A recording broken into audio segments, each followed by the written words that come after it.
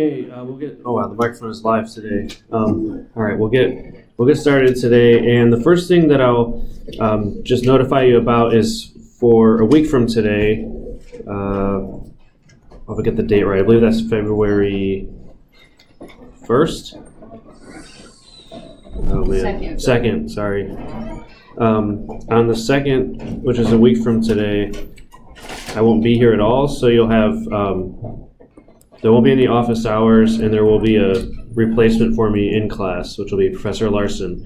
I will record a video, though, to make sure we maintain continuity and there's no gaps in the material. So I'll probably do that Wednesday before, once I know what I'm actually going to cover.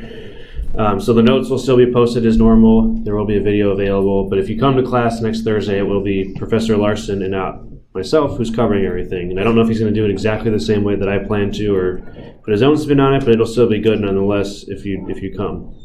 All right, so that's just to make sure, so no office hours. So that's just to let you know about that, and it will also affect class that day. Okay, so we'll get into the material today. So last time we finished covering the Bohr model. It has this nice sort of satisfying picture of the atom where you have the nucleus at the center, electrons going around in a nice circle, and it has equations that easily predict the energy levels, but it only works for hydrogen, as we mentioned multiple times. So what's the problem with the Bohr model if we go to multi-electron atoms? So there's, probably 90 or so naturally occurring elements, and there's, 120 or so in total, and all of them except for hydrogen have more than one electron. So what happens with the Bohr model in those? The big problem is that the Bohr model fails to predict the energy levels. So you can do the same thing you do in hydrogen. Try to get this a little bit further away from me. You can do the same thing you do with hydrogen on multi-electron atoms. You can, energize them, measure spectroscopic transition, measure absorption or emission lines like we talked about, and use those to sort of figure out the energy levels, but the Bohr model fails to predict those energy levels. It just doesn't work if you have more than one electron. All right, so like most models in chemistry, or in science in general, it has its limitations. And the big limitation of Bohr is that you can't predict energy levels if there's more than one electron present. So then what do people do to try to fix this? Well, one of the first things that was tried is, well, what about if we have elliptical orbits? So instead of being a perfect circle, let's say it's an elongated sort of ellipse, just a distorted orbit. They tried to do this. They adapted the equations. It's more complicated, obviously, when you do this, but not too bad. It's similar to the Bohr model. So you can adapt the model to include elliptical orbits instead of circular. That doesn't work either. Long story short, that doesn't work either. So we're not going to really go into any details of that approach at all.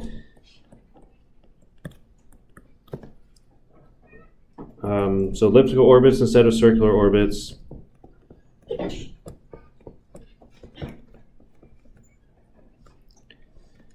Didn't really improve things. All right, so that was the first thought, was, well, maybe they're not circular, maybe they're elliptical. And so the reality of the situation is, as we've already mentioned last time, the Bohr model only predicts energy levels for one electron species. That's already something we kind of know. So it's a fairly limited model because it only works for hydrogen, nothing else. And remember, in the Bohr model too, what's nice about it is that the energy levels only depend on one quantum number. So it was pretty simple from that standpoint too. We had an easy equation with just the value of n that we need to consider. For multi-electron systems, one quantum number is not enough. And the physical reality is that the electrons in hydrogen or any other system, but in general, they don't move in circular orbits. So that physical picture of electrons orbiting the nucleus, kind of like planets orbit the sun, is not correct at all.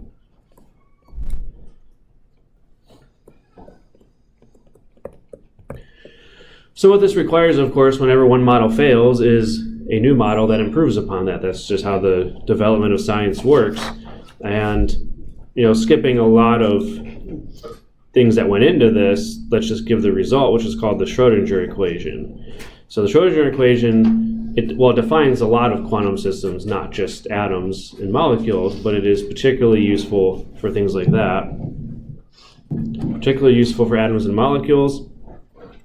And so what this equation looks like, it looks deceptively simple. H psi equals E psi. I'm trying to get this thing so it's not so live. H psi equals E psi. And you might think, well, you don't have to be good at math to see that just H equals E, but H is not a value, it's not a number. H is what's called an operator. So basically you're doing, so we'll talk about these in a little bit, but H here is called a Hamiltonian. I feel like there's echo. It's gonna drive me crazy. I don't know if this helps or not. I have no idea if that volume actually controls the microphone or not, but it's the only volume control I've ever found in this room. All right, because the microphone all of a sudden is like super live, and I feel like there's a echo going on, but I'll have to just deal with that if I can't fix it. All right, anyway, getting back into this. H here is the Hamiltonian.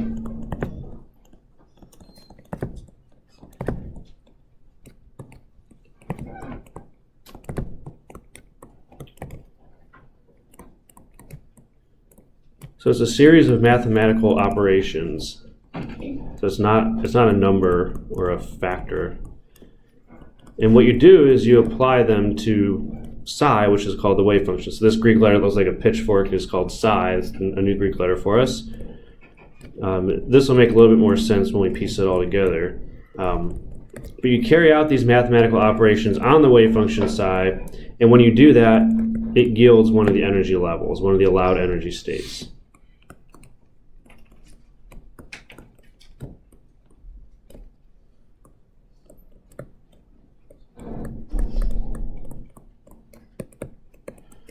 The math for this is pretty complicated. If you're not a math major, you haven't gotten to at least calculus 3 probably, you're not going to really be able to fully follow the math, so that's why we're not going to cover it really in this class, because we don't expect you to have that level in this course. But essentially, you're doing a function on a function. You're applying operations to a function. Psi itself is also a mathematical function. And when you do that, you can back out what's called an eigenvalue, if you're familiar with that term, which is the energy of the system. All right. And then the important part here, psi, is the wave function.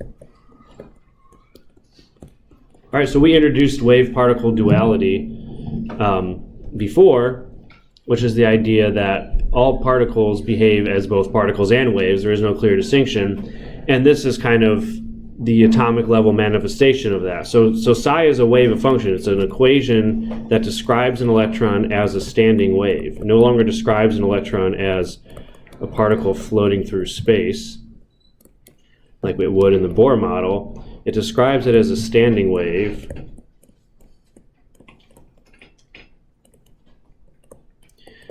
Now, wave functions are often parameterized in polar coordinates. Again, depending on how far you've gotten in math, you may or may not be familiar with polar coordinates, but we can just think about it in terms of x, y, and z. So it's a spatial equation.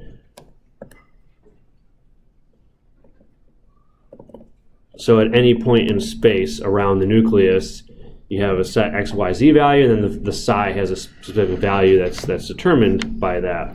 Now, what it doesn't tell you, though, and this is where it's important to distinguish this from the Bohr model, it does not tell you the electron's exact position.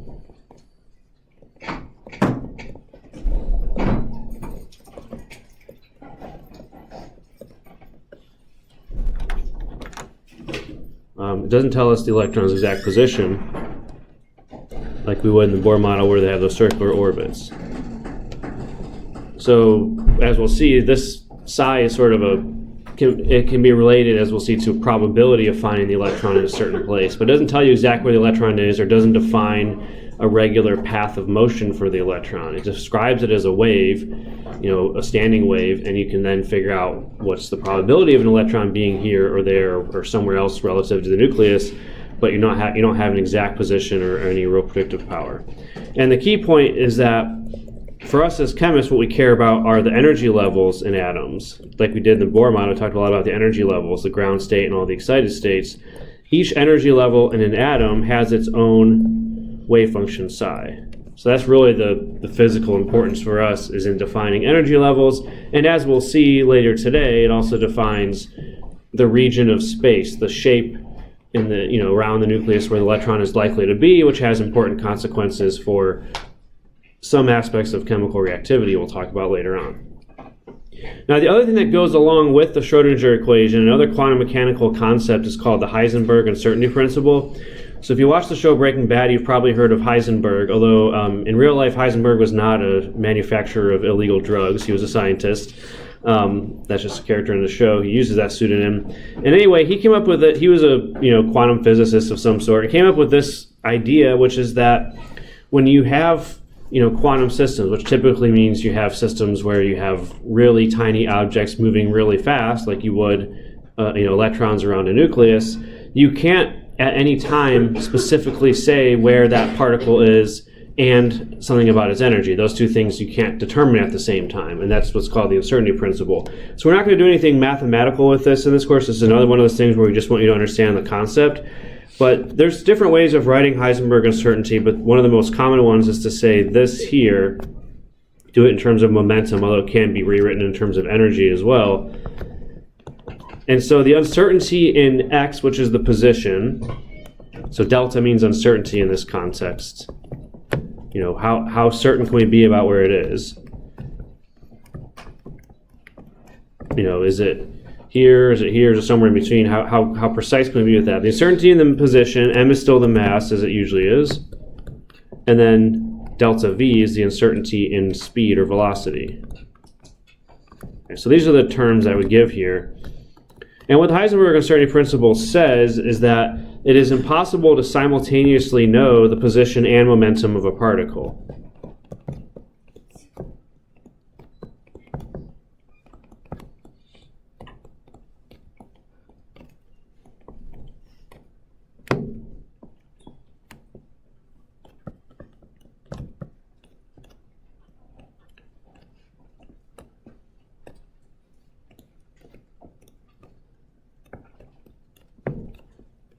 Now, you might be ready to call BS on me because you might think, well, okay, in physics class, I rolled my car down the hallway and I could tell you exactly where it was at any given time using its velocity and the time. And I knew its momentum too because I knew the mass of the car. So what are you talking about that we can't know both of those? Well, again, it depends on the scale that you're operating on, because this inequality here is a function of h, which is exceptionally small, 6.626 times 10 to the minus 34.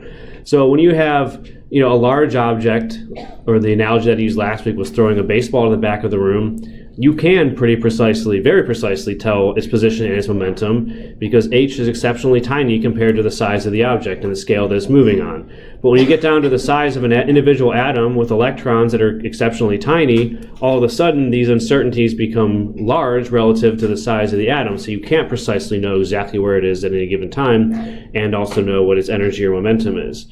So that's the other key point of this, is that this really only matters for small objects. You're not going to see Heisenberg uncertainty principle play out in the macroscopic scale that we live in, but in really small objects like atoms, it is important. And it's part of the Schrodinger equation that we just covered, because like we said, the Schrodinger equation describes an electron as a standing wave, where we can't say exactly where it is at any given time. It's a probability of finding it in a certain place that we're able to determine from that. So I'm going to give one numerical example of the Heisenberg uncertainty principle, just so you see how it works. Again, this is not the type of homework question we'll actually ask you to do about it, but just to show you that it does matter when we're dealing with things like electrons. All right, so let's say we have an electron moving at 1.0 plus and minus 0.1 times 10 to the 6 meters per second. Now, we don't deal a lot with statistics in this class, but that plus and minus 0.1 basically means that the actual speed of this electron is somewhere between 0.9 and 1.1 times 10 to the 6. We don't know that it's exactly 1.0. It's somewhere in that range. That's what the uncertainty refers to.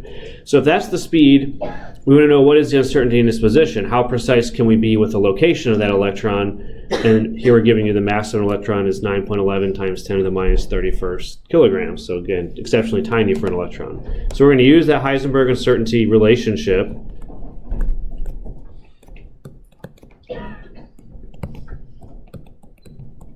And so what we're given in this question is the uncertainty in velocity, plus and minus 0.1 times 10 to the 6th, which is more conventionally written as 1 times 10 to the 5th meters per second. So that's the uncertainty in the velocity. we're given the mass of the electron as well. So let's see what the uncertainty in the position is, delta x, or at least the limit of that. So we move over the momentum term to the other side, m delta v, and we just start plugging things in. So h, as we said, is that exceptionally small physical constant, Planck's constant we've used in other contexts before, comes up all the time in quantum mechanics, not just with photons. 4 pi, pi is defined the same as it always is. And then we have the mass of the electron is 9.11 times 10 to the minus 31st kilograms. And the uncertainty in the velocity is 1 times 10 to the 5th. So when we plug that in, we get, 5.8 times 10 to the minus 10 meters, which is 0.58 nanometers. Now that might sound tiny. You're like, well, that's not a very big uncertainty. 5.8 times 10 to the minus, basically means you can determine the position of the electron in this situation within that level of uncertainty, that level of error. You might think, well, that's tiny, who cares? But really, to give you the idea, this is 10 times larger than the hydrogen atom. So when an electron is, moving around really fast at the atomic scale, the uncertainty in its position is large compared to the actual atom that is sort of bound to.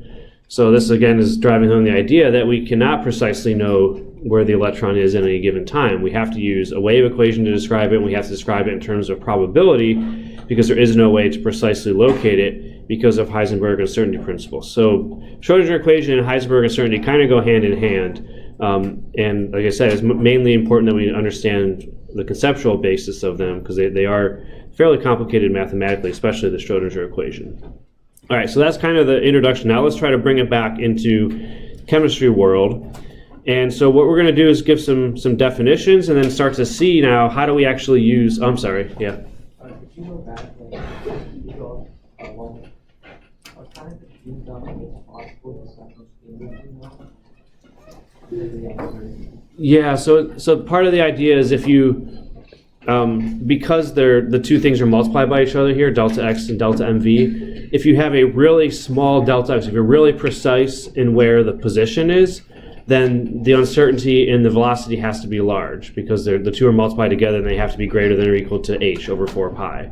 Similarly, if you know very precisely what the velocity is, or the momentum at any given time, this has to be larger because, again, the product of those two has to be greater than or equal to h. So that's what it means by simultaneously. You can know one of them very exactly, but then that means the other one has a lot of uncertainty. And it's always the product of those two that has to be greater than or equal to h over 4 pi. Yep. But you wrote down that it is possible. Oh, gosh. Yeah, I did. Because it should be not possible. Thank you for pointing that out. Sometimes writing and talking at the same time is above my level of coordination, so that was an instance of that there. So it's not possible to know. I apologize for that. But yeah, it's the idea that you always going to have an uncertainty in both, but if one of them is very certain, the other one by definition has to be less certain because of that relationship. Okay. All right, now is everything clear on that after we corrected my mistake? All right. But let's bring it back into the chemistry world, because this all still seems very abstract and more like physics to me. So the word that we use in chemistry, we don't use the word wave function as often in chemistry, even though it's still applicable. We use orbital, which for our purposes is a synonym for a wave function. It's not exactly this way, but for our purposes, that's what we'll say. An orbital is just another way of saying wave function. And it allows us, by defining an orbital, either mathematically, which we're not really going to do, but in picture form like we will do, it allows us to determine the probability of finding an electron in a given position, typically with the nucleus as the origin, as the center point. So we can define how far away from the nucleus the electron is likely to be, and as we'll see, there's also an angular component which defines what is the shape of the area in space where it's likely to be. Is it a perfect sphere? Is it something else than that? So depending on which orbital you're talking about, they have different characteristics in terms of how far away from the nucleus the electron likely will be and the shape that occupies. Okay, now how this all relates to the wave function psi is there's sort of two parameters here that we combine to start talking about an orbital. One is what's called the probability density, which is given as the square of the wave function. So psi by itself doesn't have a lot of physical meaning for us, but if we square the wave function, then we get what's called a probability density, which is the probability of finding an electron at a given point in space. All right, so as we said, these wave functions are written or can be written in x, y, and z coordinates. So you want to know you want to know the probability of finding an electron at a specific place relative to the nucleus. You plug in that value of x, y, and z relative to the nucleus, and then psi squared, squaring the wave function gives you the probability of finding it exactly at that spot. All right. Now that one, as it turns out, is not that useful on its own, because what we usually care about is not the probability of finding an electron exactly at a certain place, but the electron, the probability of finding it a certain distance from the nucleus, or in a certain region of space that's defined around the nucleus. We don't really care exactly where it is. We care where it's likely to be in total. So the more useful parameter is called the radial probability density, where we take 4 pi r squared times psi squared, where r squared is the distance from the nucleus that we're talking about. So this here, this is called the radial probability density. It gives us the probability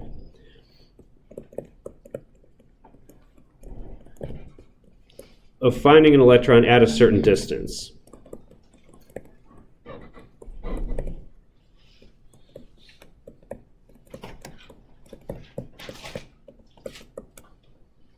So r is the distance that we're talking about from the nucleus.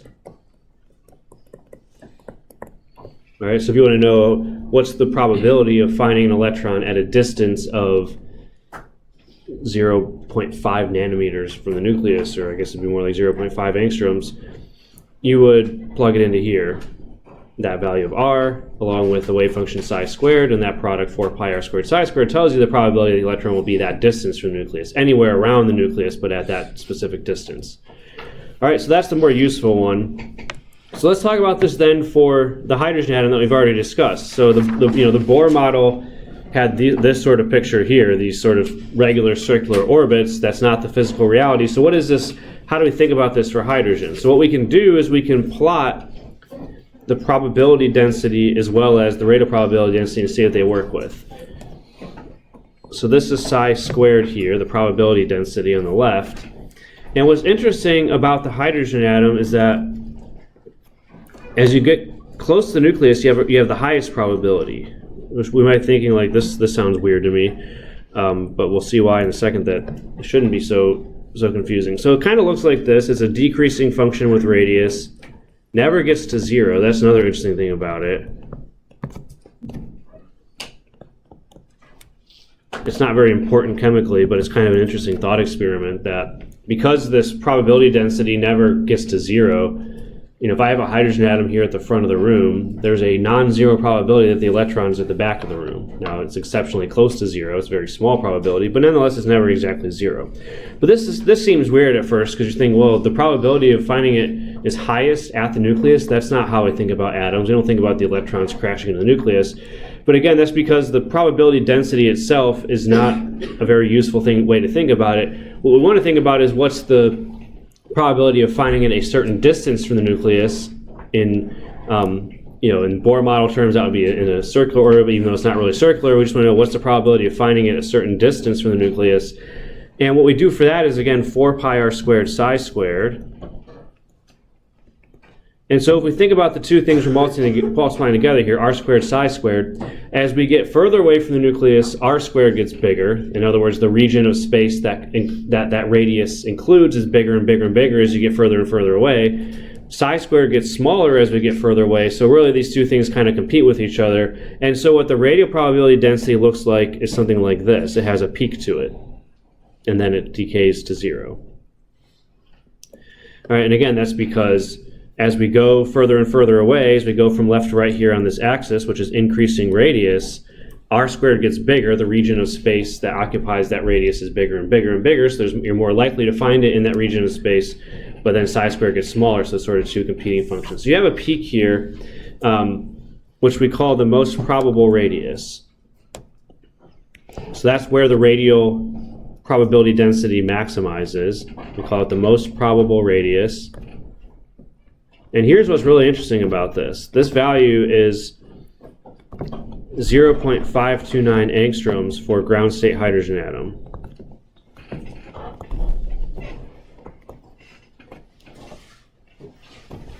Now you might think, why is that number interesting? Well, we didn't actually talk about it last time, but this is the predicted n equals 1 radius from the Bohr model. So the Bohr model was not too far off. It's just the sort of physical picture of it was not quite right. The Bohr model said the electron in the ground state is exactly 0.529 angstroms away from the nucleus and is moving in a circle around the nucleus.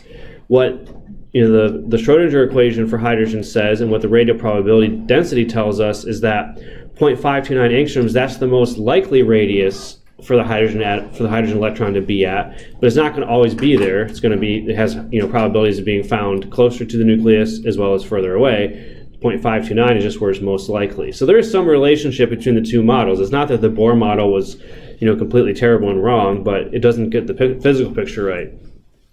Now, what we mostly care about too when we're defining orbitals, as we're going to start doing it a little bit more formally, is that we don't care about, again, exactly the probability at a certain radius. We care, where is the electron going to be 90% of the time? And so what you can do with these radial probability densities is you can sort of integrate under this curve to where the area is 90%.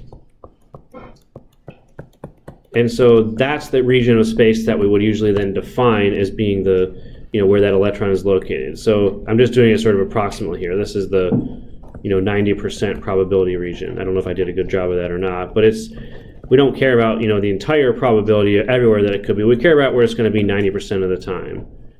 And as we'll see, for hydrogen atom, this 90% probability region is spherical in shape. So what we would then define is not, again, a specific radius where the electron is going to be at any time. We just define a sphere where inside of that sphere the electron is going to locate 90% of the time. But there's probability at a bunch of different radii of that being either closer to the nucleus or further away from this most probable value. So that's what we really care about with atoms, is where is the electron likely to be. And for hydrogen, it's a sphere. All right, so that's kind of an attempt at least to relate the Bohr model to the wave function, where, as I said, the Bohr model would say it's exactly 0.529 angstroms away.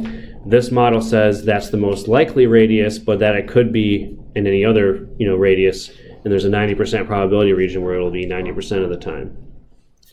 So for multi-electron atoms, we need then other ways of sort of defining these probability regions that involve additional quantum numbers. For hydrogen, we just had one quantum number, n, and it's still true even with the Schrodinger equation model that that's all you need for hydrogen in terms of the energy. But to define both the probability regions for electrons and multi-electron atoms as well as the energy of those electrons, we need 3 quantum numbers total. So not just 1 anymore, but 3. And so these quantum numbers here come from the Schrodinger equation. So the Schrodinger equation is parameterized in terms of x, y, and z, or in polar coordinates in a lot of cases.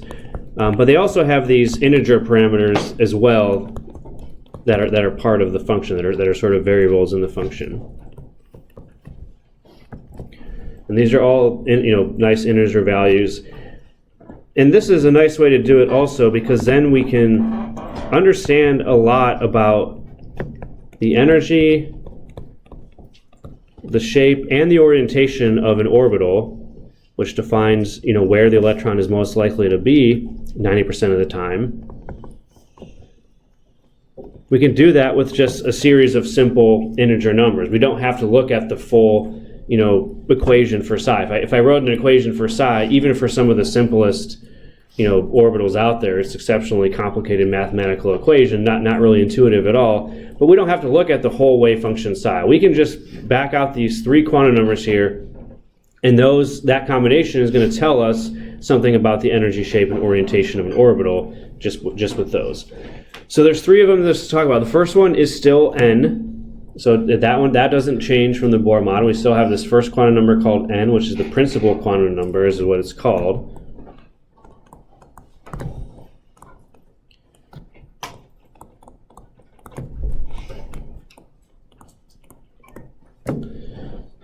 And just like the Bohr model, the allowed values are positive integers, 1, 2, 3, 4, and so on. So those are all the possible values for n. So each orbital that we would define for an atom will have a value of n associated with it, which could be either 1, 2, 3, 4, or anything else above that. And then what does it tell us about the orbital? What does it mean for us physically? N is related to both the energy and the size of the orbital.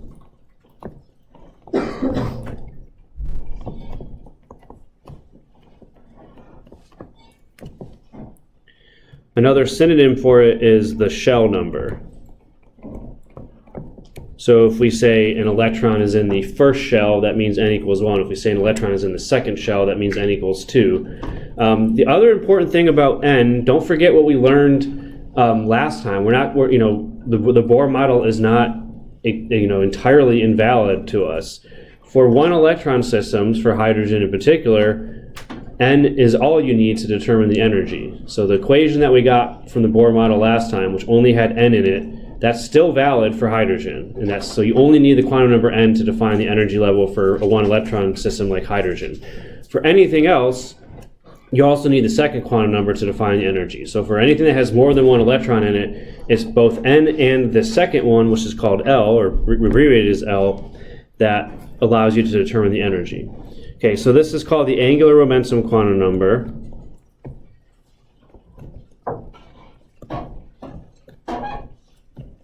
Angular momentum itself is not something we need to think about a lot in chemistry, but in a quantum mechanical sense, that's what it means. It refers to the angular momentum of the electron. And so the allowed values for L is depending on what value of n you have. So L starts at 0. So 0 is now the smallest value of L. It doesn't start at 1 like n does. And the biggest value of L is n minus 1. So it's greater than or equal to 0, less than or equal to n minus 1. So depending on what value of n you have for that orbital, that's going to determine which possible values of L you could have. So those two are all three of these are related to each other. Now what does it tell us? If we know the value of L, this one is particularly important in chemistry because it tells us the shape of the orbital. And although this isn't a topic that we're going to get to a lot in general chemistry course, that's very important in chemistry because the shape of the orbital often tells you a lot about how two atoms would react with each other depending on where the electrons are that are combining, or how two molecules will react with each other, all based on the shapes of the orbitals. So L is particularly important in that way. I guess another way to write the allowed values is it goes from 0 to n minus 1. But anyway, this is also important because for multi-electron systems, it contributes to the overall energy of that orbital or the electron that's in that orbital.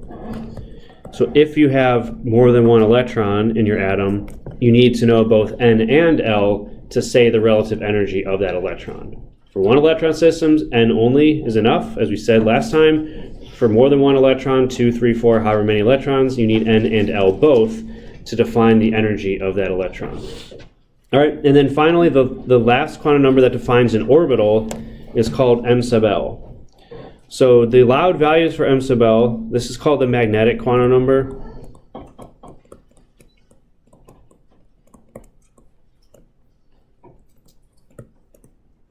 So it also is related to angular momentum, but it doesn't mean exactly the same thing as L. And it's going to be, the allowed values are plus L to minus L. So it can be negative. This is the only quantum number that can be negative. And so it goes from minus L to plus L. So again, depending on what your value of L is, that's going to determine which possible values of m sub L you can have, which goes from negative L to plus L. So it includes 0 as well. We don't skip 0. So including 0 in there as well. And it tells us the orientation of the orbital. So if you have more than one m sub L value possible, each of those m sub L values refers to a different orientation of the orbital in space. That'll make more sense when we start talking about the shapes of orbitals in more detail in a little bit. But that's what m sub L tells you. So m sub L has no bearing on the energy.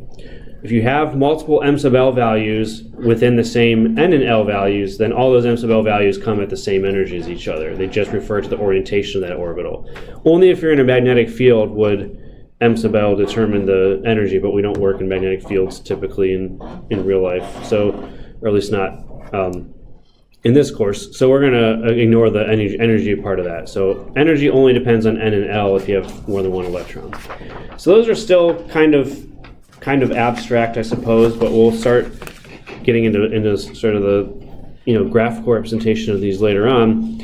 And then, as we already talked about, the second quantum number L is particularly important because it tells you what type of orbital you have. So there can be often multiple copies of an orbital, but the second quantum number is sort of the important one. So to give you a little bit more terminology that we use, if you have an NL pair, so if you define the first two quantum numbers for an orbital, N and then the L value that's also associated with it, we refer to that as a sublevel.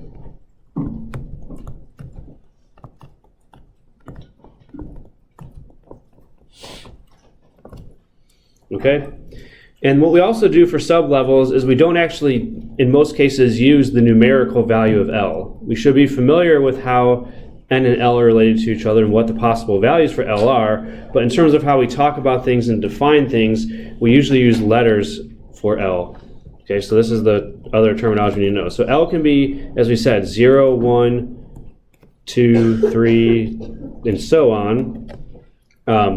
Starts at 0, goes to n minus 1, so depending on what value of n you have, you could have different possible values of L. And when we refer to orbitals that have those L values, we give them sort of letter designations that we're going to use commonly in this course. So if L equals 0, we call that an s orbital. And as we'll see, an s orbital is spherical in shape, so all these different L values have different shapes for the orbitals. For L equals 1, it's a p orbital. And these letters come from like old school spectroscopy origins. They don't really have an easy way to remember them, I suppose, but you'll become familiar with them. L equals 2 is a d orbital. L equals 3 is an f orbital. And so as we said, the different values of L define the shape of the orbital, and we're going to go through those in detail today, but S is spherical, P is kind of like a figure 8 or dumbbell shape. D orbitals are mostly like four-leaf clover shape. They get more complicated as you go down. F orbitals, we're not going to actually define the shapes clearly. They're too complicated for us to easily handle. They kind of like look like flowers, I guess, but they're all over the place, so they're hard to draw out or identify. And then we also can go beyond F. We can have, after FSPDF, it goes alphabetical more or less. So G, H, I think we skip L because it also means quantum number, but we go, I, K, J, whatever. But the only ones that we need to worry about are these four typically here, because these four are the ones that would occur in atomic ground state. So all of the elements on the periodic table, if we define their ground state in terms of where the electrons are going to be in some combination of s, p, d, and f orbitals. We never have g orbitals or h orbitals in any of the elements that have been discovered so far. So it's really just those four types of orbitals that we'll even need to consider in this class. And as I said, it's just the shapes of these first three that we'll talk about. All right, so that's, again, how we refer to these. N and L together define a sublevel. So as an example, if you have n equals 3, L equals 2, that's an allowed pair because L can be as big as n minus 1. L could also, so this would be a 3D subshell or sublevel. That's how we would sort of say it. Or if you had n equals 3 and L equals 1, that would be your 3p subshell. So we kind of combine those two together to define subshells or sublevels by combining the n and L value. And as we'll see later on, that there's a reason why that particular designation is important.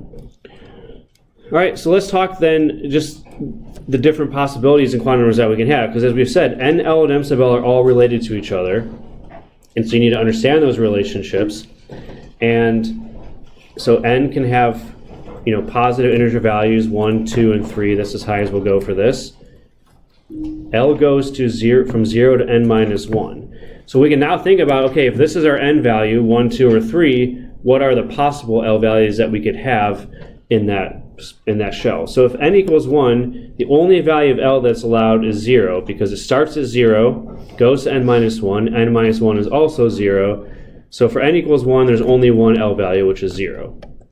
Okay? However, when n equals 2, the possible values, it always starts at 0 as your first L value that you could have. And then n minus 1 would be 1. So 0 and 1 would both be allowed values for n equals 2. And then for n equals 3, the allowed values of L are 0, 1, and 2, because it goes from 0 to n minus 1 and anything else in between. So the possible values of L that we can have depend on the value of n. So for n equals 1, for the first shell, you only have a 1s subshell, because L equals 0 is the only possibility. When n equals 2, when you go to the second shell in an atom, you can have L equals 0 or 1, which means you can have 2s and 2p subshells both present. N equals 3, 3s, 3p, and 3d. So depending on your value of n, you have different numbers of subshells that can exist within that.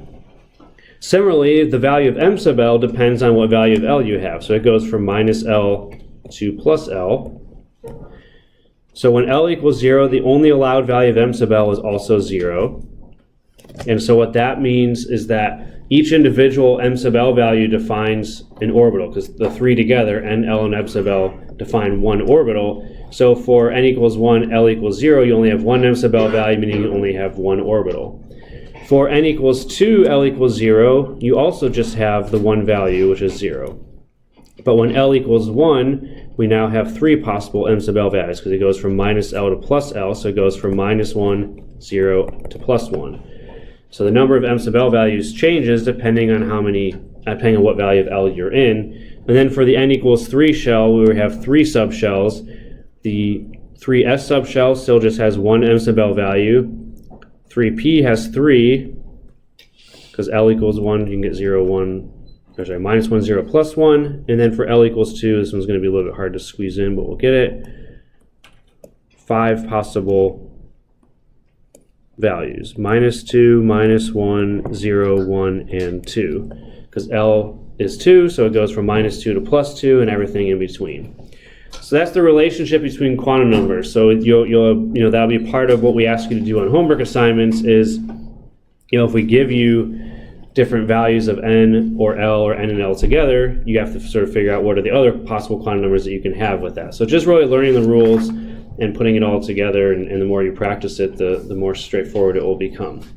All right, any questions so far on kind of the abstract thing before I get into the types of problems you'll be doing for a little bit? Okay, so let's get into some problems then. This will help understand how we kind of all have to apply all this knowledge.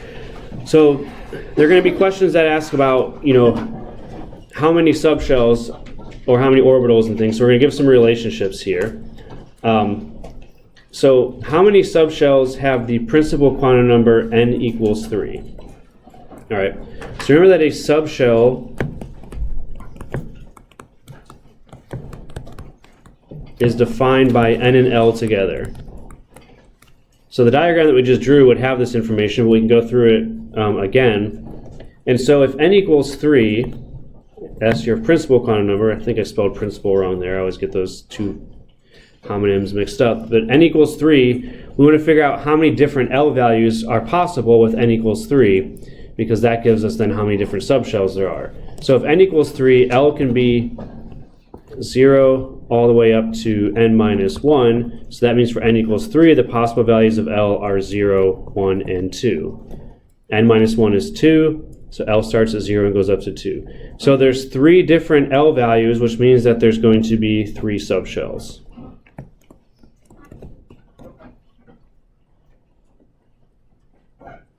All right, and as a general and very simple relationship,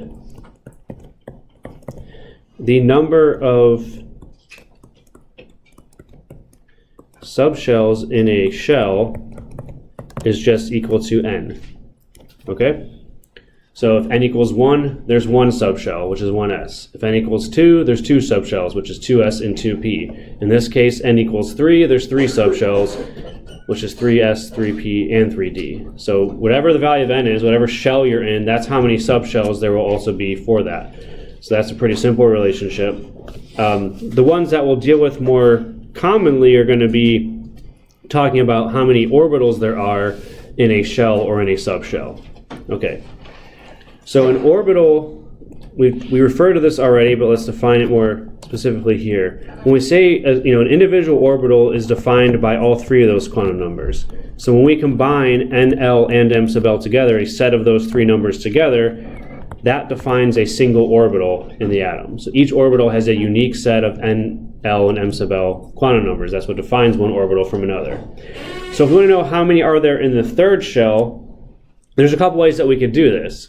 We could write out all possible combinations of NL and M sub L, but that could take a while depending on what your value of N is, and it's easy to make a mistake when you do that. So like if we went back up here, we did that up here. We had 1, 2, 3, 4, 5, all based on all these 9 different ways of writing NL and M sub L when N equals 3. So we could do that. We could write out all 9 of those and make sure we didn't miss any, and but it could take a while, and especially if N is something large, you're going to be writing out all different combinations, and it's easy to make mistakes. So what's helpful to remember are some simple relationships that refer to how many orbitals there are in a shell or a subshell. All right, so in a shell,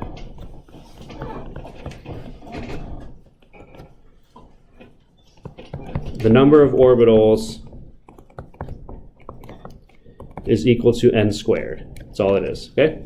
So if you know the value of n, if you know whether you're in the first, second, third, fourth, fifth shell, wherever you are, you just square the n value, and that tells you how many orbitals total are in that shell. Each of those orbitals has a different combination of NL and M sub L values, all sharing the same n value for that shell, but that's how many of them there will be, which is what this question asks. So for this one here, the number of orbitals would be n is 3, so it's just going to be 3 squared, which is 9. Okay? So in the n equals 3 shell, there are 9 orbitals. So there's a 3s, there's 3 3p's, and there's 5 3d's. Again, we'll talk about those details more in a little bit. Now for a subshell, this question asks about a shell, but if you're asking about a subshell, which we will on some of the future problems, I'll just give that relationship here as well so they're on the same page.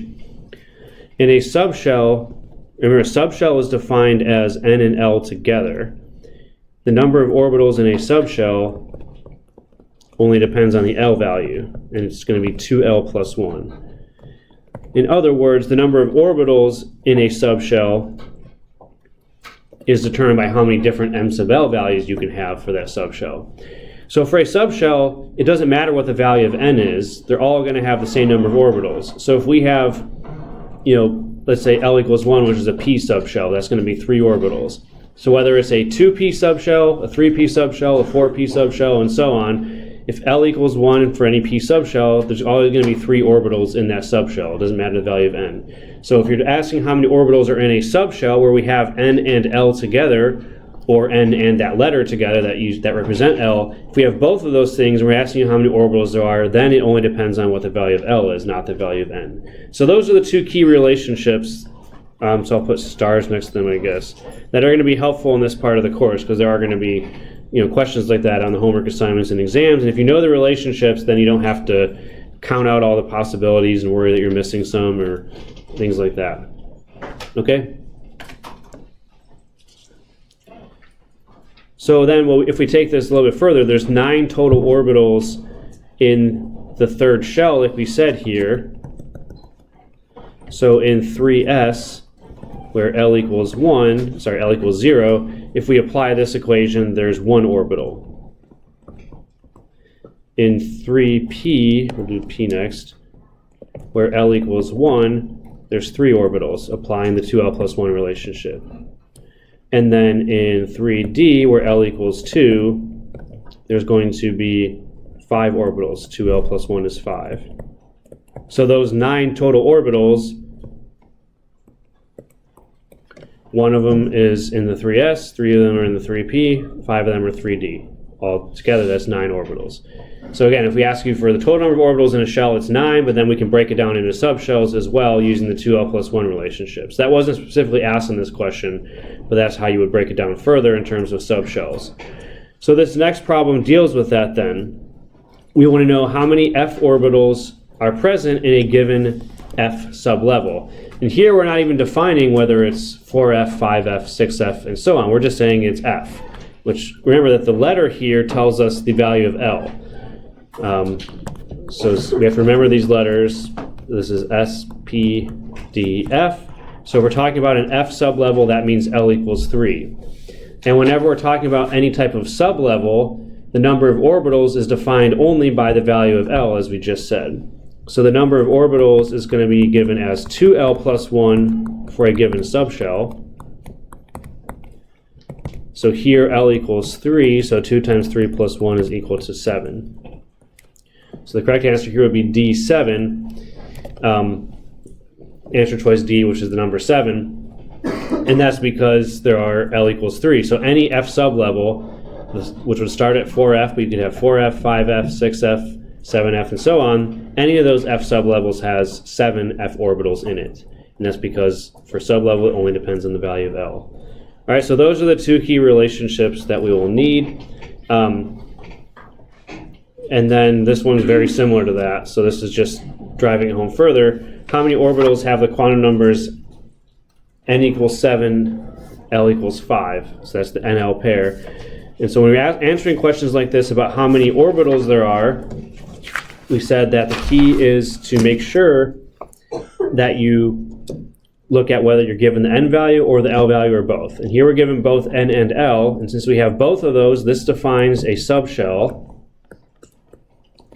And it would be, I think, an H subshell, not one that you would see on the periodic table with any real elements, but we can use those relationships to quickly figure out how many orbitals there are, because if we have n and L together, the number of orbitals in that sublevel is defined only by the value of L, and it's given by 2L plus 1, as we've now used twice already.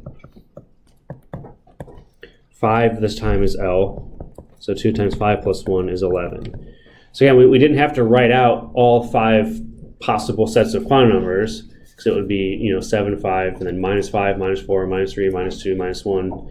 0, 1, 2, 3, 4, 5. We could have written all those out, but using this relationship gets us there faster. All right, any questions on those things so far? We're going to see a little bit more with quantum numbers later on when we define, in reality, there's a 4th quantum number that we need, but these are the 3 most important ones that have relationships to each other, and again, these 3 together define what an orbital would be. So any questions on that? So what we're going to close with today is going to be defining the shapes of atomic orbitals. Because in a physical sense, and in terms of what are the consequences of this on some of the properties of the atom, especially its chemical properties, how it relates or how it reacts with other atoms, we need to define what the shape is. And again, the shape does not tell us exactly where the electron is, but it defines a region of space where the electron is most likely to be. And by convention, we normally do that for the 90% probability region. So we're going to define a shape where the electron is likely to be 90% of the time. And as we'll see, that shape, as we already talked about a little bit, depends on the quantum numbers n and L. Specifically, L defines the shape. And then the orientation of that is going to be given also by m sub L. So all 3 of those together kind of tell us a little bit about the orientation. Before we get into the shapes, let's define some key terms here to understanding this a little bit. So a node is a region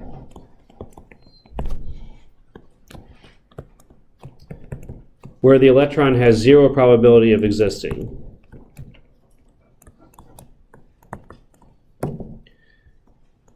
We do not. So the only one we've talked about so far, which is the hydrogen ground state, which is a 1s orbital, that one doesn't have any nodes. Probability, I think I spelled that right.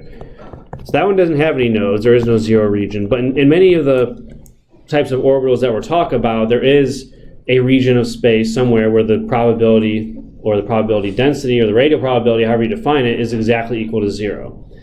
Now, this brings in an interesting conundrum in quantum mechanics that people have pondered about for decades, which is, well, if the electron is over here some of the time, and is over there some of the time, and it has to cross through a place where the probability is 0, how does it get from here to there? It's it'll drive you crazy thinking about it. But anyway, that's mathematically, when we talk about wave functions, there are some, many wave functions have areas where the wave function is exactly equal to 0, meaning the probability is exactly equal to 0 at that point. or in that region of space. So that's what a node refers to. So there's two types of nodes. There's a radial node,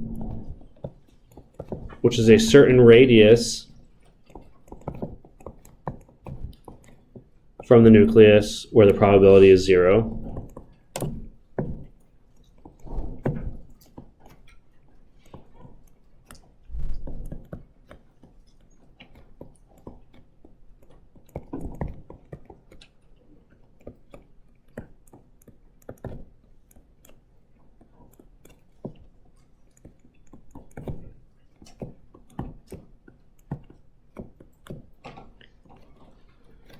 And so that, again, tells you some distance from the nucleus where the electron is never going to be.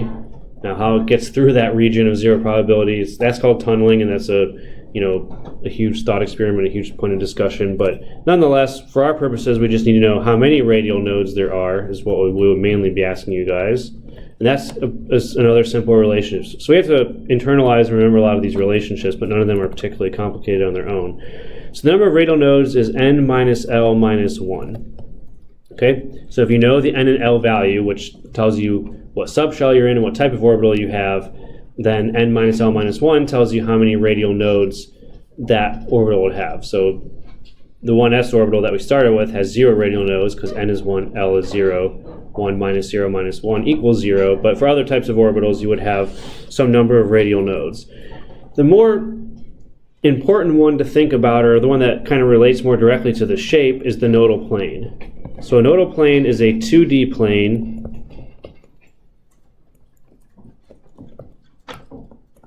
where the electron has 0 probability of existing.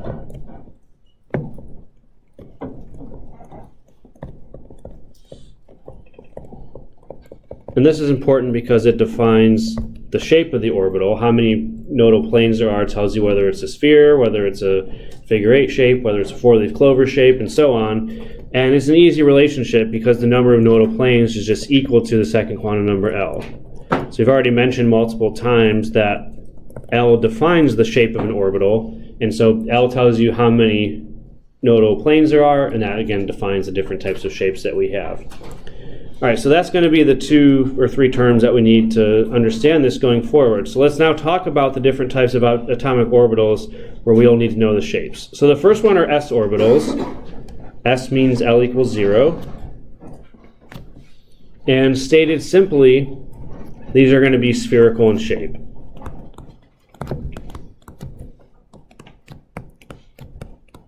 When L equals 0, there's no nodal planes. The number of nodal planes is given by L. And so that defines then a spherical region where the electron is most likely to be. So any s orbital, whether it's 1s, 2s, 3s, 4s, whatever the value of n is, you're going to have a spherical shape that defines the region of space where the electron is most likely to be. Now that's not to say, though, that the value of n has 0 importance in an orbital. Even though the shape is defined by L, there is some effect of the value of n, which we'll talk about, at least in this case, for the s orbitals. So 1s we already talked about for hydrogen. This is the hydrogen ground state, is a 1s orbital. N equals 1, L equals 0. It's the lowest energy orbital possible, as we'll talk about later. And it has 0 radial nodes because n minus L minus 1, which is the number of radial nodes, is equal to 0 in this case. 1 minus 0 minus 1. So that has this familiar radial probability density that we talked about. So in 3 dimensions, it's it's a sphere, but if we look at it in terms of a radius, a distance from the nucleus, this is what the probability looks like. It gets to a peak here, which is the most probable radius, and then it decays down after that. And there are 0 nodes. However, if we go to a 2s orbital, which would not be the ground state of hydrogen, but which would be an excited state, or it would be populated in many multi-electron atoms, here we have n equals 2, L equals 0.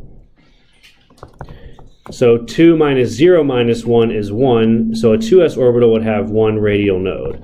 So there's 2 effects then of going from n equals 1 to n equals 2, but still staying as an s orbital. Still spherical in shape, but now what you have is one radial node. One place here where the probability density goes to 0 before going back up. Okay? Now the other effect, which I don't know how accurately I drew it, but I think I did okay, is that the most probable radius where you're likely to find it gets further and further away as the n value gets larger. So n equals 1 for one s orbital, that most likely value is closer to the nucleus than for n equals 2, where it shifts out a little bit further. But you still have this little region here closer to the nucleus where you have non-zero probability, and we'll talk later on about the sort of importance of that for the energy of these orbitals, okay? But this here, that region where it goes exactly to 0, that's your radial node, and that's your one radial node. Okay, so the probability function looks a little bit more complicated because it goes up, goes down to 0, then goes back up again. So then if we continue the pattern out to 3s, where n equals 3 and L still equals 0 for an s orbital, this time we have two radial nodes. N minus L minus 1 is 2, and so that gives a shape that looks like this. You're going to have, two smaller probability regions close to the nucleus, but then the highest probability comes even further away for that. All right, so as we go to higher values of n, the most likely radius gets further and further away, but we also introduce these nodal planes. So here we have two nodal planes here.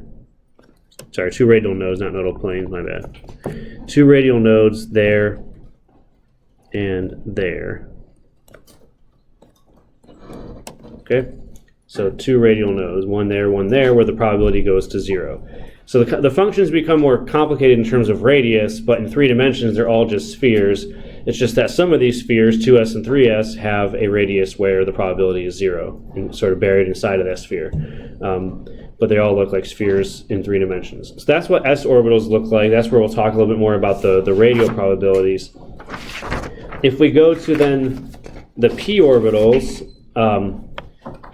here what we have is L equals 1, so there's going to be one nodal plane. Because L equals 1, there's 3 possible values of m sub L. Minus 1, 0, and plus 1. I didn't explicitly mention that, but for s orbitals, L equals 0, m sub L only equals 0. That means there's just a single s orbital in each subshell. But for a p subshell where L equals 1, you have 3 different m sub L values, minus 1, 0, and plus 1. That means you have 3 different p orbitals present, and all 3 of those have a different orientation that's defined by the m sub L value. Okay? So in terms of the radial probability density for a 2p orbital, it's going to look, qualitatively similar to a 1s. It just has, 0 nodal planes.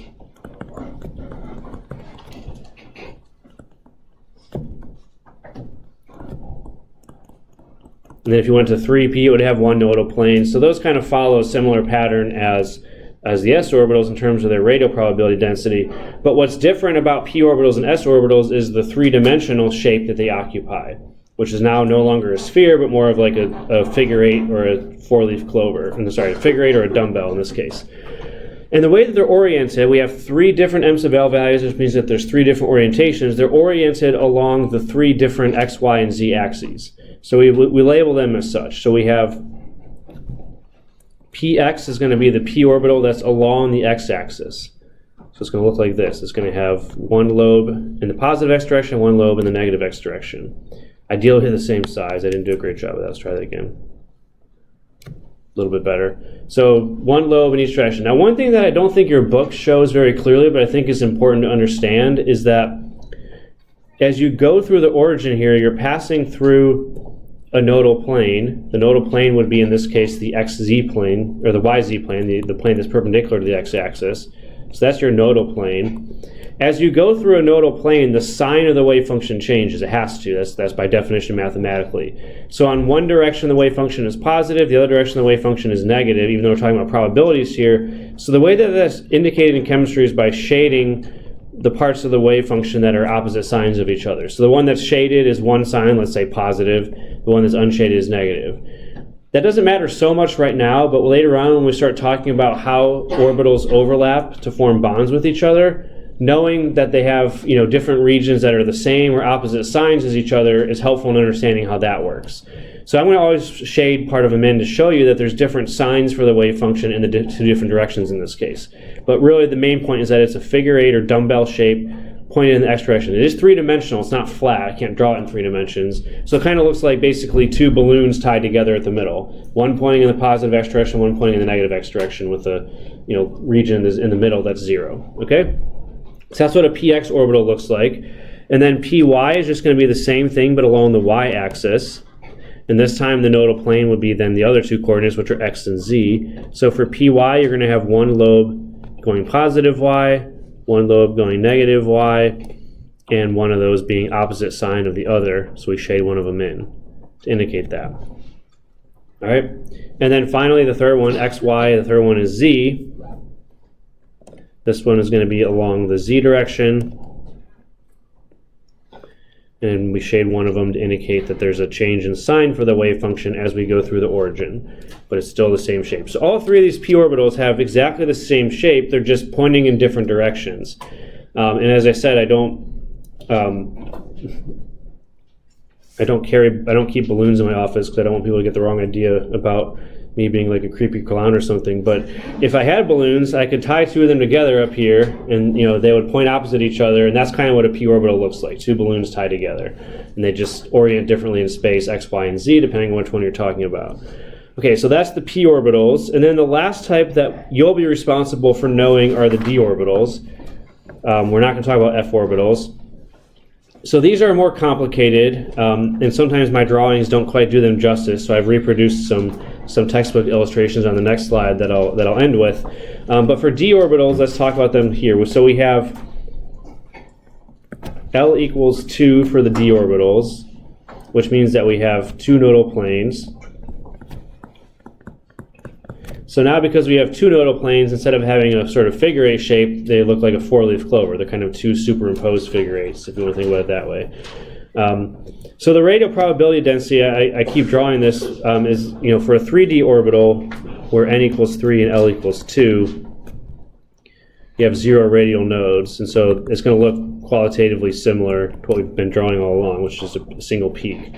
So in terms of the radius, it looks very similar for a 3D orbital, just a little bit further out from the nucleus because n equals 3. But that's not the important part. The important part is the shape. So 4 of the 5D orbitals have the same shape as each other. They look like, as I said, kind of like 4-leaf clovers, but they're just oriented differently in space. So 3 of them are defined by Cartesian planes, which are combinations of two coordinates, x, y, x, z, x, and y, z. So the dxy orbital, which is the first one I'll start with, is going to reside primarily in the xy plane. Now, as I said, they are three-dimensional, but sort of the direction that those lobes point is going to be xy. So you have, I'm going to highlight those axes just to kind of give you a better idea of the orientation of this in case my drawings don't quite work. So for the dxy orbital, it's going to be 4 lobes, and those lobes are going to kind of point in between the x and y axes. And in terms of the signs of the wave function, which I said is helpful to consider, although we won't do a lot with d orbitals in this class, they sort of alternate like this. As you kind of go around, they alternate. Now that one was probably not the best one to start with. Let's go to, I guess the way I drew my coordinates, none of these are going to be terribly straightforward. So I have better drawings on the next slide. Let's go to dxz now, up here. It looks exactly the same, but it's just in a different direction. So now we're going to use the xz axes as the sort of main orientation of those. So you have one lobe that goes in between the x and z axes, like that. All right. So they look the same. They're just somewhere, laying like this, like that, just oriented in different ways. And the name of the orbital tells you which axes the lobes of the orbital sort of are in between. And then the last one that's very similar to that is dyz. So this time we're going to use the y and z axes. And so all the lobes will kind of go in between those. So it'll be like this, this, this, and that. Again, the drawings here are not easy to do in 2 dimensions, but the next slide has them a little bit better. But it's still a 4-leaf clover. That one should probably be a little bit bigger in perspective. And that one should be a little bit smaller, but you hopefully get the idea. All right. So those 3 look the same. They're just pointed differently. And then the fourth one that's the same as that. This one's a little bit easier to follow, if anything. It's called dx squared minus y squared. This one is also in the xy plane, but for dxy, the lobes are in between the x and y axes. For x squared minus y squared, they're right along the axis. So it's just rotated 45 degrees.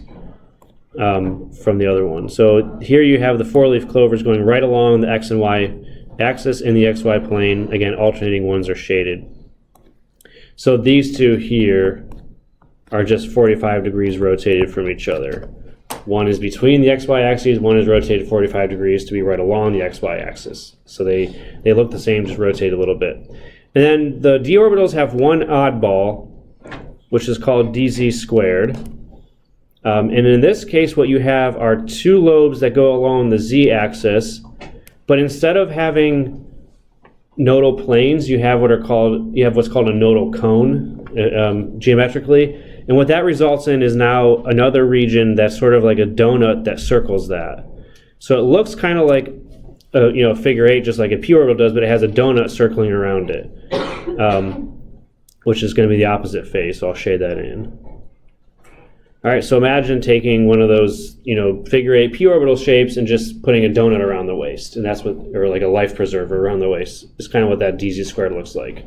So it's not as obvious really in terms of its relationship to these geometrically, but it does still have two nodal surfaces. One is a nodal plane, one is a nodal cone, or maybe it's two nodal cones. I forget exactly how it's defined, but nonetheless, that's what it looks like. So those are the d orbitals, and as I've been warning you about, my my drawings for these are often leaving something to be desired. So your textbook has them. I don't know if this is probably an older version from a different book, but here you can see it. These ones don't show the shading of the lobes. As I said, our textbook typically doesn't do that. I don't know if I haven't looked at the most recent versions in our textbook to see if they changed that.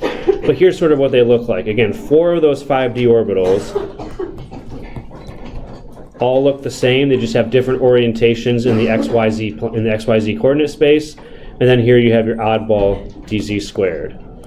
So this one here, which is going to be between the y and z axes, that's your d, y, z. This one is between the x and z axes, so this is dxz. This one is between the x and y axes, and so that's going to be your dxy. The one that is directly on the x and y axes is called dx squared minus y squared. And then this is the oddball dz squared. So this gives you a little bit better idea of the three-dimensional shape, hopefully. And then when you put all of them together, they kind of look crazy, all sort of on top of each other. But we want to know the shapes of individual ones. So mostly S and P orbitals in this course, what we're going to deal with. But we do want you to at least be able to identify the d orbitals, even though we're not going to talk a lot about them in this class. All right, any last questions before I wrap up? Yes.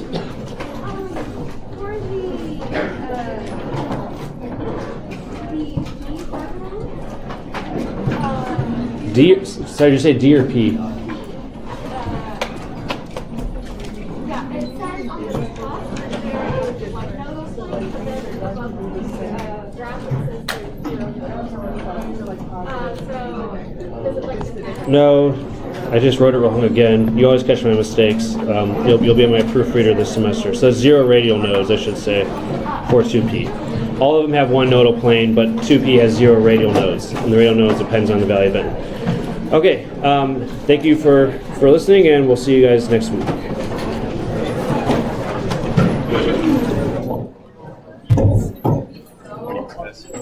Where's your office? It's CERC 5023. So it's a building, like if you walk out the door of this and turn right, I guess it is, you just walk straight towards the building that's in front of you, take the elevator to the 5th floor.